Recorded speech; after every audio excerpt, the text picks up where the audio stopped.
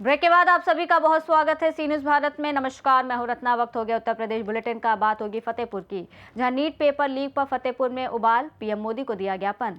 साथ ही बात होगी पीलीभीत की, जहां ललुआ पंडरिया क्रिकेट टूर्नामेंट का हुआ शुभारंभ। तो वहीं मैच में मुख्य अतिथि के रूप में नवनीत मिश्रा और रजनीश पांडे को स्मृति चिन्ह देकर किया गया सम्मानित। ऐसी तमाम खबरों पर विस्तार से चर्चा करेंगे। फतेहपुर में वीरांगना स्पोर्ट्स एकेडमी द्वारा नीट पेपर लीक मामले को लेकर आक्रोश जताया गया और प्रधानमंत्री को ज्ञापन सौंपकर निष्पक्ष जांच की मांग की गई। एकेडमी के चेयरमैन अभिनेश मौर्य ने कहा कि इस मामले में दोषियों पर कड़ी कार्रवाई होनी चाहिए। परीक्षा प्रणाली को पारदर्शी बनाया जाए और जरूरत पड़ने पर दोबारा परीक्षा भी कराई जाए, क्योंकि ये मेहनती छात्रों के साथ अन्याय है। आप लोग ज्ञापन देने आए हैं, क्या मांग है? आज हमारी मांग ये थी कि जो बच्चों के भविष्य के साथ खिलवाड़ हो रहा, लगातार आए दिन पेपर लीक हो रहे हैं और लाखों युवाओं को सपना साकार करने के लिए हम लोग पेपर देने जाते हैं और ट्रेनों का सफ़र करना पड़ता है। लेकिन कितनी माताओं ने, कितने पिता ने अपने गहने बेच दिया, ज़मीन को गिरवी रख के बच्चों को पढ़ा रहे हैं। लेकिन जब बच्चा पेपर दे के बाहर आता है तो उसको पता चलता है कि पेपर लीक हो जाता है। वहाँ से लाखों बच्चों का सपना टूट जाता है और आए दिन शिक्षा माफिया अपने आप को दबंग समझते हैं और इसी कारण जो गरीब घर का बच्चा है उसका सपना रहता है कि मैं डॉक्टर बनूं, लेकिन उसी जगह से उसका सपना टूट जाता है। क्या मांग कर रहे हैं? हमारी मांगे ये है सरकार से कि जितने भी ये शिक्षा माफिया हैं इनको सख्त से कार्रवाई हो, ताकि आए दिन आने वाली परीक्षाएं जो लीक हो रही हैं वो लीक ना हो और हमारे गरीब घर का बच्चा, असहाय परिवार का बच्चा सेना में जा सके, डॉक्टर बन सके। इसीलिए हम लोग आज डीएम मैम को ज्ञापन देने आए हैं माननीय प्रधानमंत्री जी के लिए। क्या नाम है? अभिनेश मौर्य, चेयरमैन वीरांगना बोर्ड। फतेहपुर से सी न्यूज़ संवाददाता शारिब कमर की रिपोर्ट। ललितपुर में पंचायत सहायकों ने मानदेय वृद्धि और अतिरिक्त कार्यभार से राहत की मांग को लेकर जिलाधिकारी और जिला पंचायत और राज अधिकारी को ज्ञापन सौंपा। पंचायत सहायकों का कहना है कि वर्तमान में उन्हें कम मानदेय पर काम करना पड़ रहा है, जबकि उनसे लगातार अतिरिक्त कार्य भी लिए जा रहे हैं, जिससे आर्थिक और मानसिक परेशानी बढ़ रही है। उन्होंने मांग की है कि उनका मानदेय बढ़ाया जाए, अनावश्यक कार्यभार रोका जाए और केवल मूल दायित्वों के तहत ही काम लिया जाए। पंचायत सहायकों ने यह भी आरोप लगाया कि विभिन्न स्थानों पर उनसे विभागीय कार्यों के अलावा अन्य जिम्मेदारियां भी कराई जाती हैं, जिससे उनका नियमित कार्य प्रभावित होता है। उन्होंने चेतावनी दी कि यदि जल्द समाधान नहीं हुआ तो वो आंदोलन करने के लिए बाध्य होंगे। देने के लिए आए हैं, क्योंकि जो पंचायत सहायक हम लोगों की नियुक्ति शासन प्रशासन ने और उत्तर प्रदेश सरकार ने की गई थी, वो था कि तहसील स्तर को, ब्लॉक स्तर को गांव से जोड़ना। पर जो पंचायती राज विभाग के कार्य हैं वो हमसे ना कराकर अन्य विभागों के कार्य के लिए दबाव बनाया जा रहा है। उसके सापेक्ष जो निर्धारित मानदेय फिक्स किया जाता है वो भी हम लोगों को नहीं दिया जाता है।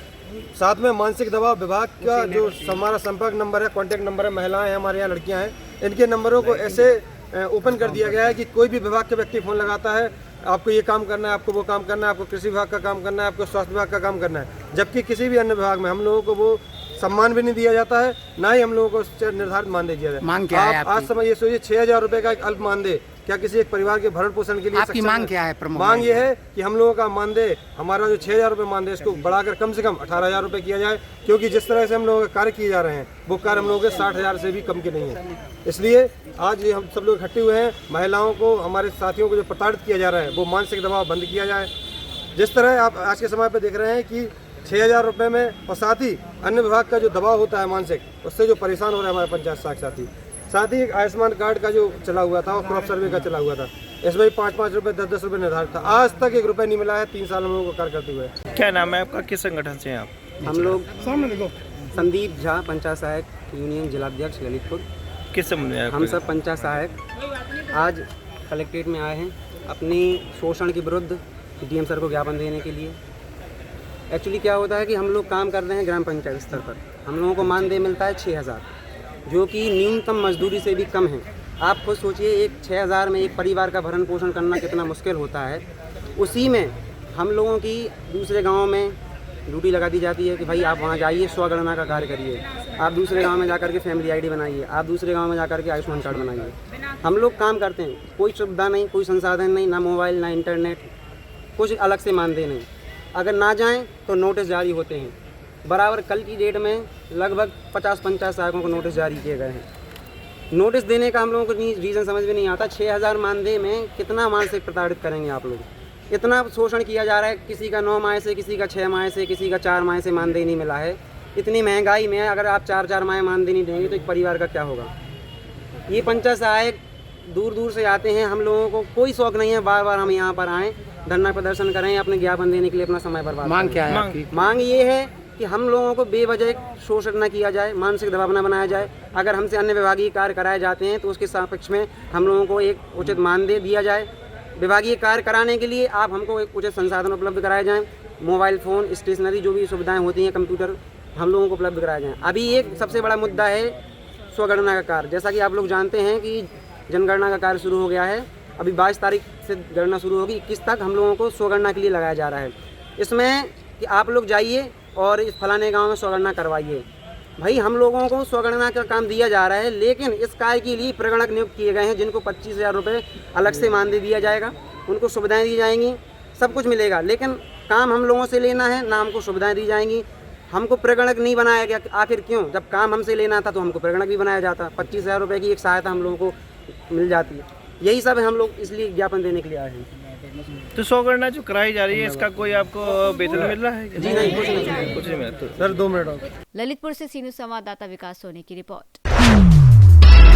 तहसील पूरनपुर क्षेत्र के ग्राम ललुआ पंडरिया में क्रिकेट टूर्नामेंट का शुभारंभ हुआ, जिसमें मुख्य अतिथि के रूप में रजनीश पांडे, पूर्व प्रत्याशी जिला पंचायत सदस्य वार्ड नंबर 9 और भाजपा नेता नवनीत मिश्रा शामिल रहे।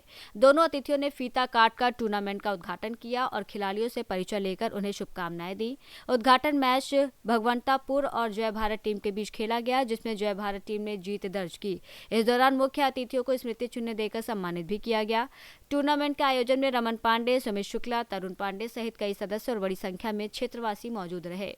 पीलीभीत से सी न्यूज़ संवाददाता हैदर खान की रिपोर्ट। रायबरेली जिले के सलोन थाना क्षेत्र के ग्राम लालापुर बहराना में 6 मई 2026 को शाम लगभग 5 बजे हुई घटना में एक दलित पीड़िता ने आरोप लगाया है कि दबंग राहुल, सतीश, रंजीत और महिला संजना सहित अन्य लोगों ने उसकी मां और बेटी पर चाकू, लाठी, डंडे से हमला किया। पीड़िता का कहना है कि घटना के बाद जब वो परिवार के साथ सलोन थाने पहुंची थी, वहां उसका मुकदमा दर्ज नहीं किया गया और लगातार चक्कर लगाने के बावजूद सुनवाई नहीं हुई। इसके बाद पीड़िता अपने परिवार के साथ एसपी ऑफिस पहुंचकर न्याय की गुहार लगाने को मजबूर हुई। मैं कहाँ के रहने वाली हूँ? सलवन के साथ गाँव कौन सा है आपका? लालापुर थाना? सलवन। क्या समस्या है आज कप्तान ऑफिस आई? कप्तान साहब आपसे आए हम यही है कि राहुल पत्नी उनकी महतारी घर में घुस घुस के मारती है साहब। किस बात को लेकर झगड़ा हुई है? झगड़ा हुई है ही जो है प्रधानी वर्धानी के रिश्ते में जो है साहब। तो आज हमारे कोनो सुनवाई नहीं है साहब। हम थाने गई थी? थाने गए हैं सलवन। अधिकारी से मुलाकात हुई है? हाँ, अधिकारी से मुलाकात हुई है साहब। क्या सोचें आप? कहें चलो कार्रवाई कर सुनो। क्या नाम है? शिवानी। कहाँ के रहने वाली? सलोन। थाना? सलोन। क्या समस्या है आपकी? समस्या यही है सर कि हम वहाँ पे गाली गलौज के माध्यम से हमको मारे पीटे और गांव लालापुर है, हमको मारे पीटे, मेरी मम्मी को मारे, हमको चाकू से मार दिए थे। कौन लोग मारे? राहुल की मम्मी, उनकी पत्नी और सतीश शाम को हमको गाली दिया है, आके धमकी दिया है और उनके पापा भी उनको लोग को छुड़ाने के बदले हम लोग को ही चढ़ाव किए हैं। आज कहाँ है? कप्तान ऑफिस आए रायबरेली। अधिकारी से मुलाकात हुई है? हाँ, हो गया है। क्या सोचें? ये हुआ कि उन्होंने बोले कि चलो कार्रवाई दोबारा से किया जाएगा। रायबरेली से सी न्यूज़ संवाददाता वीरेंद्र साहू की रिपोर्ट। उन्नाव के बांगरमऊ कोतवाली क्षेत्र में आगरा लखनऊ एक्सप्रेसवे के पास सिरधरपुर गांव की सड़क पर 2 बाइकों की आमने सामने जोरदार भिड़ंत हो गई, जिसमें एक बाइक चालक की मौके पर मौत हो गई, जबकि दूसरा बाइक सवार घायल अवस्था में अपनी बाइक लेकर फरार हो गया।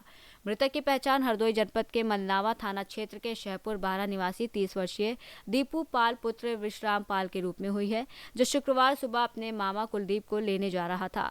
सूचना पर पुलिस मौके पर पहुंची और शव को कब्जे में लेकर पोस्टमार्टम की कार्रवाई शुरू कर दी है। फरार बाइक सवार की तलाश की जा रही है और हादसे के बाद मृतक के परिवार में कोहराम मचा हुआ है। उन्नाव से सी न्यूज़ संवाददाता सुशील की रिपोर्ट। बुलेटिन में फिलहाल इतना ही। देश और दुनिया की तमाम बड़ी खबरों के लिए देखते रहिए सी न्यूज़ भारत।